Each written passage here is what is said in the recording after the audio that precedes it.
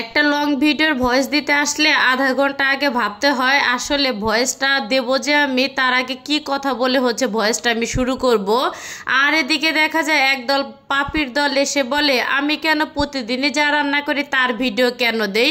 আসলে আমি কি ভিডিও দেব বলেন? রেগুলার তো বাইরেও যাওয়া আমার সম্ভব না, যেহেতু আমি গৃহিণী, আমার সন্তান আছে, স্বামী আছে, সংসার আছে। প্রতিদিন তো ঢ্যাং ঢ্যাং করে বাইরে যাওয়া সম্ভব না, প্লাস বাইরের ভিডিও করা সম্ভব না। তারপরেও যতটুকু যাই ওইটুকু ভিডিও তো সবার সাথে শেয়ার করি, তাই না? আর যদি আমার রান্না যদি কারো ভালো নাই লাগে তাহলে অবশ্যই আপনার যা যা ভালো লাগে খাইতে সব কিছু পার্সেল করে আমার বাসায় পাঠিয়ে দিবেন। আমি রান্না করব, খাবো এবং আমি রিভিউটা দিব। আপনি সুন্দর করে চেয়েছে আমার ভিডিওটা দেখবেন। কি বলেন? কথাগুলি কি ঠিক আছে না? যাই হোক, কিছু কিছু মানুষ হচ্ছে আছে আমার ভিডিও দেখবে, জীবনে লাইকও করবে না, কমেন্টও করবে না, শেয়ার তো এটা জীবনেও করবে না, তারপরেও সারাদিন আমার নিয়ে হচ্ছে খুদ ধরার তালেই থাকবে। অনেক মানুষই আছে এরা ভাবে কি ভিডিও করা কতই যেন সহজ। আসলে কিন্তু ভিডিও করা সহজ, কিন্তু ভিডিওটা করা, এডিটিং করা, ভয়েস দেয়া, তারপর ভিডিওটা ছাড়া, আবার ভিডিও ছেড়ে হচ্ছে অন্যের ভিডিও দেখো রে, লাইক কমেন্ট করো রে, টাইম টু টাইম ভিডিও ছাড়ো রে, সবকিছু কি এত সহজ? আসলে কিন্তু এতটা সহজ না।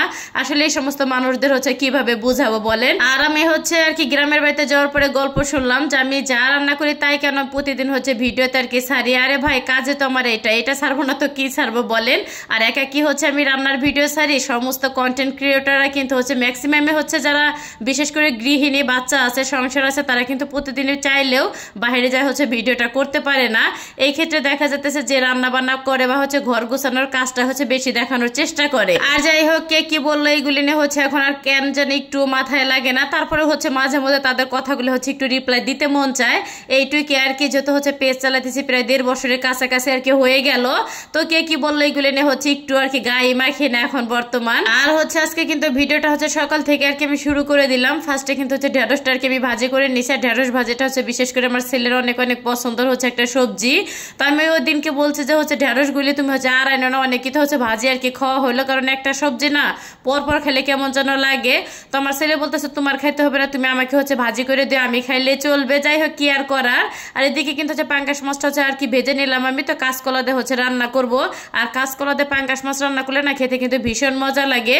আর এই মাছটা ছিল অনেক বড় সাইজের হচ্ছে একটা পাঙ্গাস মাছ। যাই হোক, আর এই তারিখে মাছগুলো হচ্ছে কেটে আনছেন, অনেকটা হচ্ছে মোটা মোটা করে কাটছে, তো এর জন্য আর কি অনেক ভালো লাগছে আমার কাছে। আর হচ্ছে পাতলা করে মাছ কাটলে না অনেক সময় দেখা যায় ভাজতে গেলেও ভেঙে যাবার, তরকারির ভিতরে দিলেও ভেঙে যায়। মাছ হচ্ছে ভাঙলে আমার কাছে একদমই কেন যেন ভালো লাগে না। আর এদিকে কিন্তু ঝোলের জন্য হচ্ছে পরিমাণ মতন পানি দিয়ে, তো ঢাকনি দিয়ে ঢেকে কিন্তু হচ্ছে 5 থেকে 7 মিনিটের মতন আর কি আমি রান্না করে নিছি। আর হচ্ছে কাঁচকলার তরকারি যেহেতু একটুখানি আর কি ঝোল ঝোল করে রান্না করবো, আর কাঁচকলার তরকারি ঝোল ঝোল খেতে না অনেক বেশি ভালো লাগে। যাই হোক, তো একটুখানি নুন প্রয়োজন ছিল, তো নুনটাও দিয়ে দিলাম আমি।